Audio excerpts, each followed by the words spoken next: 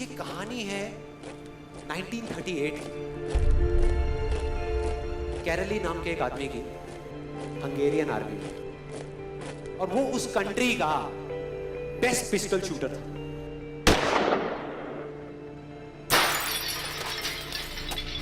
जितनी भी national championships हुई थी उस कंट्री में, उसको वो जीत चुका था।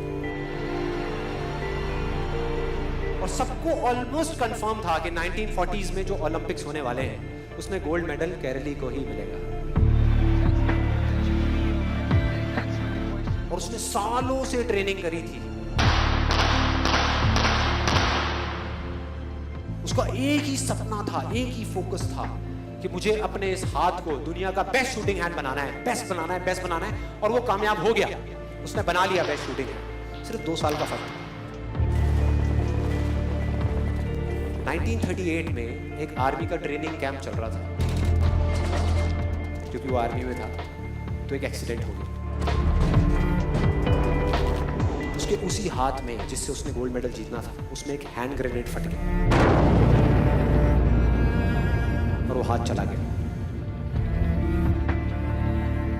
जो उसका सपना था, जो फोकस था, सब खत्म।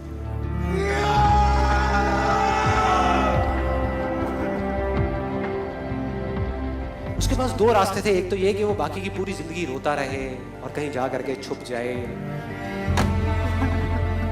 या अपना जो गोल था जिस पे उसने फोकस किया हुआ था उसको पकड़ करके रखे।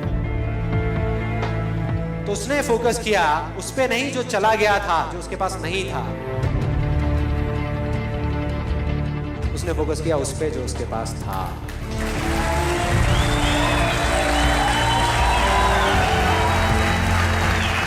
जो उसके पास था।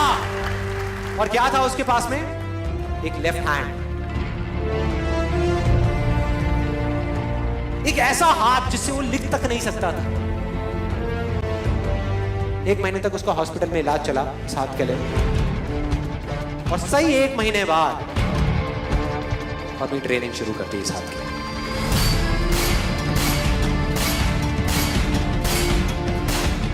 ट्रेनिंग के 1 साल बाद, मतलब कि 1939 में वो वापस आया।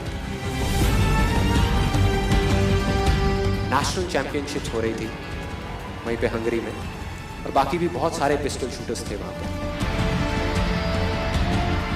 उन्होंने जा करके उसको कंग्रेचुलेट किया। कहा कि यार देखो, ये होता है जज्बा, ये होती है स्पोर्ट्समैन स्पिरिट, कि इतना सब कुछ होने के बाद भी तुम यहां पर आए हो हमको देखने के लिए और हमारा हौसला बढ़ाने के लिए। किसी को नहीं पता था कि वो 1 साल से अपनी ट्रेनिंग कर रहा था लेफ्ट हैंड की। और उसने जवाब दिया, मैं यहां पर तुम्हारा हौसला बढ़ाने नहीं आया, तुम्हारे साथ कॉम्पीट करने आया हूं, तुमसे लड़ने आया हूं, तैयार हो जाओ। और कंपटीशन हुआ। बाकी सब वहां पर जितने भी लोग थे वो कॉम्पीट कर रहे थे अपने बेस्ट हैंड से। ये कॉम्पीट कर रहा था अपने ओनली हैंड से, ओनली हैंड से। कौन जीता? The man with the only hand, Kairali जीत गया। लेकिन वो यहां नहीं रुका।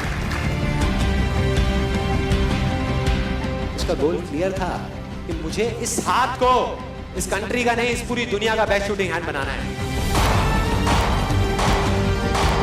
उसने अपना सारा फोकस उठा करके डाला 1940 पे,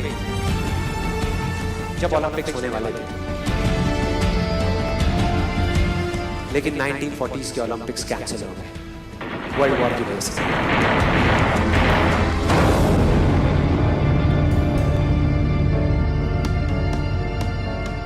उसने अपना सारा फोकस उठा करके कहां डाल दिया? 1944 में जो ओलंपिक्स होने वाले थे उसके ऊपर।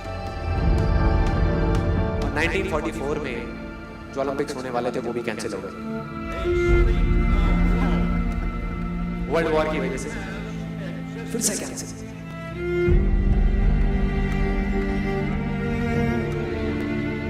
उसने अपना सारा फोकस उठा करके डाल दिया 1948 के ओलंपिक्स में। 1938 में उसकी एज थी 28 साल। 1948 में उसकी एज हो चुकी थी 38 इयर्स। और जो यंगर जो प्लेयर्स आते हैं निकल करके, उनसे कॉम्पीट करना मुश्किल होता चला जाता है। लेकिन मुश्किल नाम का ये वर्ड था ही नहीं उसकी डिक्शनरी में। वो गया, पूरे वर्ल्ड के बेस्ट शूटर्स आए हुए थे जो अपने बेस्ट हैंड से कॉम्पीट कर रहे थे, और ये अपने ओनली हैंड से कॉम्पीट कर रहा था। और कौन जीता? The man with the only hand.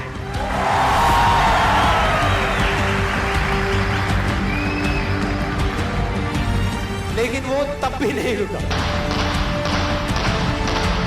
1952 Olympics, दोबारा कॉम्पीट किया उसने, और इस बार गोल्ड मेडल कौन जीता? गैरल ली। 4 साल बाद दोबारा से, और पूरी की पूरी हिस्ट्री को बदल करके रख दिया ओलंपिक्स। इस पर्टिकुलर कंपटीशन में उससे पहले किसी भी एथलीट ने लगातार 2 गोल्ड मेडल्स नहीं जीते।